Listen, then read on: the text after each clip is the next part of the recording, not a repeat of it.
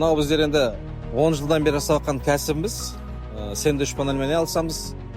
Және тек қана сэндвич панель емес, металл конструкциясын өзіміз сваркілеп, өзіміз краскілеп, солай жасаймыз. Қалай тапсырыс берушілер қалай айтылады, солай бойынша жасап береміз. Сол осымен айналысып жатқанымызға 10 жыл болды. Батыс Қазақстан облысының көп райондарында болдық, қалаларында болдық. Ақтөбеде мысалы келтірсек, Атырауда болдық. Осы қазіргі салып жатқан объектіміз Индер районы, Атырау облысы. Фок салып жатырмыз. 1 қазан күні басталған объект.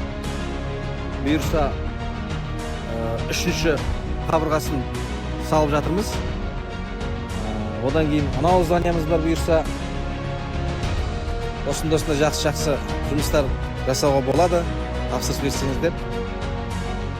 Әрдайым дайынбыз. Өзіміздің бригадамыз бар. Хабарласуыңызға болады.